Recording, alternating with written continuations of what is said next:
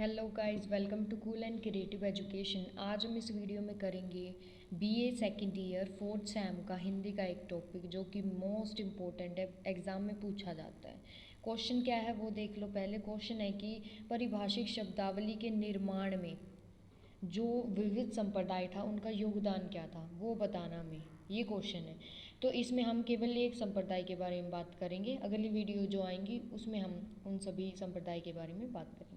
देखो, सिंपली आपको लिखना क्या है, हेडिंग बना देनी है, ठीक है, अच्छे से, कि पारिभाषिक शब्दावली के निर्माण में विविध संप्रदायों का योगदान। उसके बाद पारिभाषिक शब्दावली के निर्माण में विविध संप्रदायों ने अपना योगदान दिया। मतलब सभी ने अपने ढंग से अपना अपना योगदान अच्छे से दिया। जो भी संप्रदाय था उसने योगदान दिया, जिनका वर्णन इस प्रकार है, जिनका वर्णन अब हम यहाँ बताएंगे। ठीक है, तो सारा पढ़ते हैं क्या है। तो इस वाली वीडियो में हम किस संप्रदाय के बारे में बात करेंगे? राष्ट्रीयतावादी संप्रदाय है उसके बारे में बात करेंगे, और ये क्वेश्चन मेनली आता ही है। ठीक है, तो राष्ट्रीयतावादी के बारे में बात करेंगे। एक सेकेंड।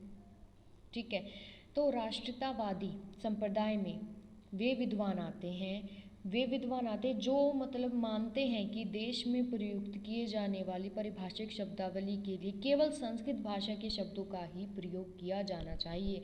कि मतलब इनका मानना ये केवल संस्कृत के जो शब्द हैं वही यूज़ हों इस पारिभाषिक शब्दावली में, ये कहना चाहते हैं बस इसमें ही। ठीक है, एक ये पॉइंट तो अच्छे से हो गया होगा कि जो राष्ट्रीयवादी संप्रदाय हैं उसमें जो विद्वान आते हैं वो ये चाहते हैं कि देश में जो प्रयुक्त किए जाने वाली पारिभाषिक शब्दावली है उसमें केवल संस्कृत भाषा के शब्दों का ही प्रयोग किया जाए, और किसी भाषा के प्रयोग और किसी मतलब भाषा के शब्दों का प्रयोग ना किया जाए। ठीक है, और इस विचार के प्रवर्तक जो हम कहें, मतलब किसने माना, ये किसने क्या कहा, ठीक है, वो डॉक्टर रघुवीर थे। ठीक है, उन्होंने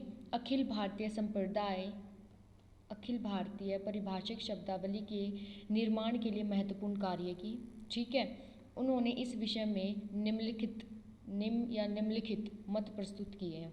बहुत सारे रघुवीर थे, इस संप्रदाय के हम प्रवर्तक कहें तो आ सकता है एक वर्ड में। ठीक है, और इसमें हम केवल संस्कृत भाषा के शब्दों का ही प्रयोग करने के लिए कहा है पारिभाषिक शब्दावली में। 2 पॉइंट आपको अच्छे से क्लियर हो गए होंगे, और इन्होंने कुछ मत भी दिए हैं, वो आपको पढ़ना ज़रूरी है। शब्द और विचार एक साथ से मतलब एक दूसरे से पूर्ण रूप से संबंधित होते हैं। मतलब जो शब्द हो जाएंगे और जो विचार हो जाएंगे वो मतलब एक दूसरे से कैसे पूरे रूप से संबंधित होने चाहिए। नए विचारों के साथ साथ नए शब्दों की भी आवश्यकता होती है। जब यहाँ पर एक कनेक्शन बताई दिया है कि शब्द और विचारों का क्या है, ये का मतलब उनका संबंध होना चाहिए। ठीक है, पूर्ण रूप से। तो अगर नए विचार लेके आने तो शब्द भी नहीं आएंगे। ठीक है, उनकी भी आवश्यकता होगी। इसके बिना यह अधूरा, इसके बिना ये, ऐसे मान के चलो, आप ऐसे याद करो। फिर दूसरा पॉइंट इन्होंने कहा है कि हम एक भी नए शब्द को विदेशी भाषा से नहीं ले सकते। ये किसने कहा है? राष्ट्रवादी संप्रदाय ने कहा है कि मतलब जो प्रवर्तक थे उसके रघुवीर जी ने, कि हम एक भी नए शब्द को विदेशी भाषा से नहीं ले सकते। ठीक है, तीसरा स्टेटमेंट क्या है? संस्कृत में बनाए गए शब्द पूर्ण रूप से स्पष्ट होंगे। ठीक है, पूर्ण रूप से स्पष्ट होंगे अच्छे से। ठीक है, तीसरे में क्या कहा है? तीसरे में कहा है संस्कृत में क्या है? 600 धातुएं हैं। एक सेकंड, कितनी धातुएं हैं? 600 धातुएं हैं संस्कृत में। इम्पोर्टेंट है, पता होना चाहिए इस बारे में तो आपको। ठीक है, 80 प्रत्यय हैं। ठीक है, और 26 उपसर्ग हैं। इस चीज़ के बारे में पता होना चाहिए कि संस्कृत में 600 क्या हमारी धातुएं हैं, क्योंकि उसमें हम धातु ही पढ़ते हैं, और प्रत्यय हमारे पास 86 हैं, और उपसर्ग हमारे पास 26 हैं। ठीक है, क्लियर हुआ ये सारी चीज़ें? चलो, तीसरा पॉइंट भी आपको क्लियर हो गया होगा, जिसमें लाखों करोड़ों शब्द सरलता से बनाए जा सकते हैं। मतलब सिंपल वे में वहाँ हम बना सकते हैं संस्कृत में। ठीक है, फिर हमारा 5th पॉइंट ये कहता है कि हमें नए शब्द संस्कृत से ही लेने होंगे। ठीक है, या उन्हें संस्कृत के आधार पर रचने होंगे वे। ठीक है, तो वो संस्कृत का ही यहाँ पर चल रहा है, उसी से ही रिलेटेड हर चीज़ यहाँ पर डिस्कस की जा रही है। उसके बाद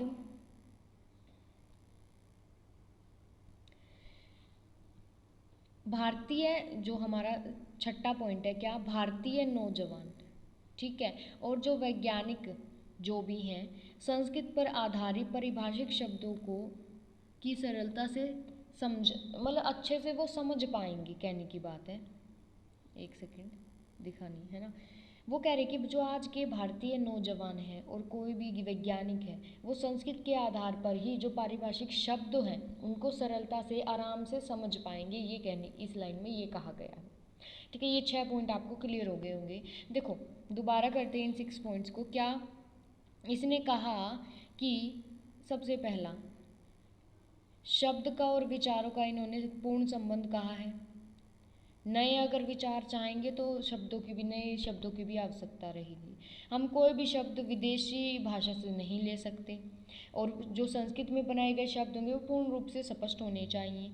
इसमें संस्कृत में 600 धातुएं हैं, 86 हमारे प्रत्यय हैं और 26 हमारे उपसर्ग हैं। 86 नहीं 80, और 6 से हमारी धातुएं हैं। ये पता होना चाहिए। दूसरा, अगर हमें कोई भी, जैसे हम कहें नया शब्द संस्कृत से ही लेना होगा, अगर कोई शब्द भी लेना है नया तो वो संस्कृत से ही लेना होगा, और उसी के आधार पर अगर नहीं ले रहे तो उस संस्कृत के आधार पर ही उसकी रचना होगी। और आज जो हमारे युवक हैं, भारतीय युवक हैं, आज के समय के नौजवान हैं जो, या वैज्ञानिक हैं, वो संस्कृत के ही आधार पर जो पारिभाषिक हमारे शब्द हैं उनको आराम से मतलब समझ पाएंगे। ठीक है, पारिभाषिक शब्दों को वो आराम से समझ पाएंगे संस्कृत के ही द्वारा। तो यहाँ पर हर लाइन में संस्कृत की ही बात की जाएगी। ठीक है, आ जाओ। दूसरी ओर देश के विद्वान मानते हैं, जो हमारे देश के जो विद्वान हैं, ये तो रघुवीर जी हैं, रघुवीर जी हैं, इन्होंने कहा है इसके बारे में कि ये संस्कृत से ही ले जाएंगे ये सारी चीज़ें। लेकिन इसके अलावा जो और विद्वान रह गए हैं, ठीक है, अपने दूसरी ओर जो देश के जो विद्वान हैं वो मानते हैं कि राष्ट्रीयतावादी विचारों कि इन विचारों को पूर्ण तरह स्वीकार नहीं किया जा सकता। मतलब ये कहना चाहते हैं कि दूसरी ओर जो देश के विद्वान ये मानते हैं, राष्ट्रवादी जो हमारे विचार हैं, विचार, एक बार दोबारा इस लाइन को पढ़ लेते क्लियर हो जाए। दूसरी ओर, जैसे ये बताया मैंने अभी तक, जो हमारे रघुवीर हैं, ठीक है, प्रवर्तक हैं ये राष्ट्रवादी संप्रदाय के, उनका कहना है कि वो संस्कृत से ही हर, मतलब भाषा से ही जो पारिभाषिक शब्द हैं लिए जाएं, उन्होंने ये कहा। लेकिन जो और विद्वान रह जाते हैं वो मानते हैं कि जितने भी विचारकों हैं, ठीक है, इन विचारकों को पूरी तरह स्वीकार नहीं करते। इनके जो विचार हैं, रघुवीर के जो विचार हैं, इनको पूरी तरह स्वीकार नहीं करते। क्यों? क्योंकि वे हिंदी में प्रचलित विदेशी तो क्या देशी और तत्सम शब्दों को भी ग्रहण नहीं करने से इनकार करते हैं। ठीक है, मतलब विदेशी तो मतलब हिंदी में प्रचलित जो विदेशी तो क्या देशी और या फिर जो तत्सम शब्द हैं उनको भी ग्रहण नहीं करना चाहते। ठीक है, इसका परिणाम यह होगा कि पारिभाषिक शब्दावली आवश्यकता से भी अधिक जटिल, मतलब जटिल का मतलब क्या होगा, जटिल का क्या मतलब होगा, कठिन, सॉरी, कठिन हो जाएगी। और ठीक है, और ज़्यादा क्या हो जाएगी, कठिन, समझ नहीं आएगी आप कहीं तो, और भाषा में उसका प्रयोग सरलता से नहीं हो पाएगा। ठीक है, हम सरल रूप से समझ नहीं पाएंगे उस चीज़ को, और सरलता से हो भी नहीं पाएगा, मतलब कठोर हो जाएगी भाषा अगर ऐसा नहीं हुआ तो। ठीक है, इतना समझ आ गया कि रघुवीर जी क्या मानते हैं और जो अदर, जो हमारे और जो देश के जो विद्वान हैं वो क्या मानते हैं। उसके बाद आप ये लास्ट में ये लिख सकते हो, एक सेकंड, लास्ट में आप क्या लिख सकते हो कि इधर भारत की कुछ जो प्रयोगवादी और हिंदुस्तानी जो संप्रदाय हैं के जो विद्वान ये मानते हैं कि भारत एक मिली जुली संस्कृति है। ठीक है, मिली जुली संस्कृति है, मिश्र, ठीक है, वो ये मानते हैं। इसीलिए पारिभाषिक शब्द भी मिले जुले भाषा के शब्दों का से बने होने चाहिए, मतलब हर भाषा का उसमें उपयोग होना चाहिए, अरबी, फारसी, हर हिंदी संस्कृत हर भाषा के जो शब्द है उनका प्रयोग परिभाषिक शब्दावली के शब्द में होना चाहिए।